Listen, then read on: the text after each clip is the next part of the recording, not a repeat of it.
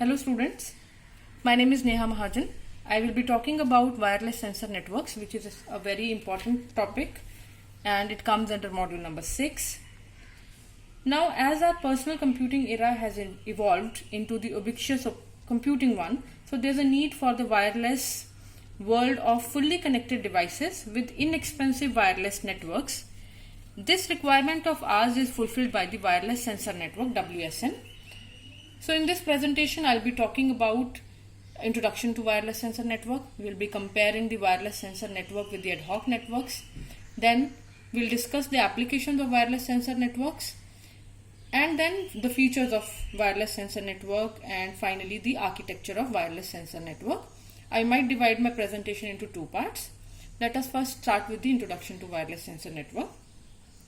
Now these wireless sensor networks are there since decades, and it is just a distributed autonomous, it's a consortium of distributed autonomous devices which are having a number of sensor nodes, and they together can be used to monitor various kinds of physical or environmental conditions. Like they can be used to monitor temperature, sound, vibration, pressure, pollutants in the environment, rainfall rate, humidity of any particular geographical area. So these wireless sensor networks, as I said, can be used to monitor various attributes, and they can use various wireless technologies like IEEE 802.11, wireless local area network, Bluetooth, and as well as RFID. But at present, most of the applications are of low power radio, and they are having a range of around 30 to 200 feet. And the data rate can be up to around 300 kbps.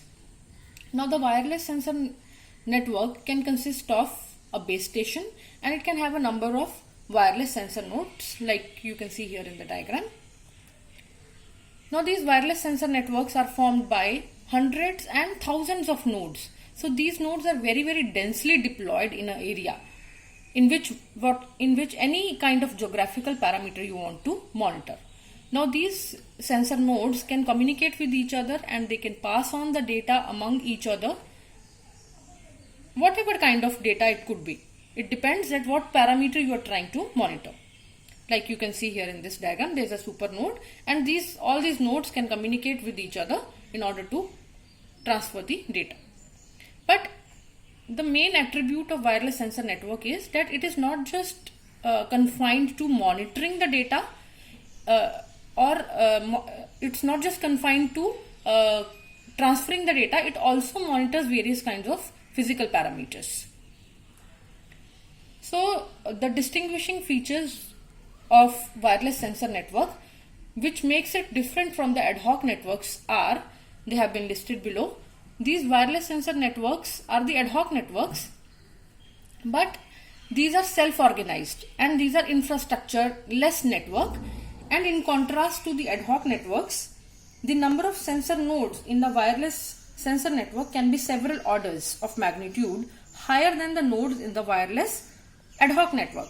Ad hoc networks are very much limited to a few number, maybe 8 number of nodes like we discussed in Bluetooth.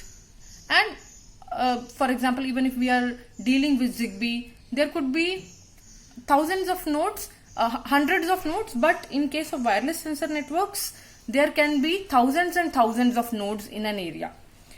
So in a wireless sensor node, the sensor nodes are very densely deployed. These sensor nodes are prone to the failures. The topology of a wireless sensor network can change very frequently. They don't have a fixed topology.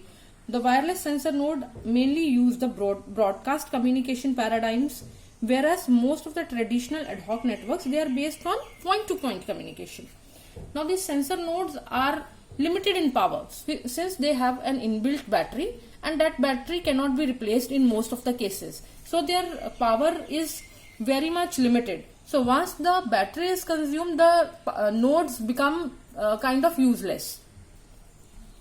So they are limited in power, in computational capabilities and memories. So these sensor nodes may have the identification, that is ID, because of the large number of overhead and large number of sensors. Another factor which distinguish the wireless sensor networks from the traditional mobile ad hoc networks is that the end goal is the detection or estimation of some event and not just the communication. That's what I've already said. It's not just the communication. They are also, these nodes here are also monitoring a particular physical parameter in an area. And the large number of sensing nodes may congest the network with the information. Since I'm saying there are thousands and thousands of nodes, so there could be congestion of information also.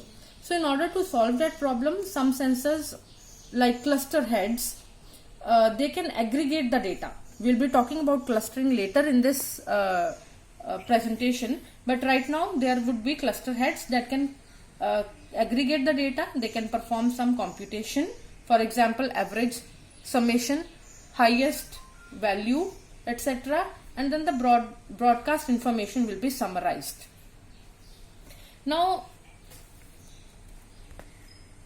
as I said, few of the characteristics of the wireless sensor networks can be summarized as there could be the requirement of the requirement says that the wireless sensor nodes are very small in number, but very small in size but very large in number. They are tetherless, having low cost.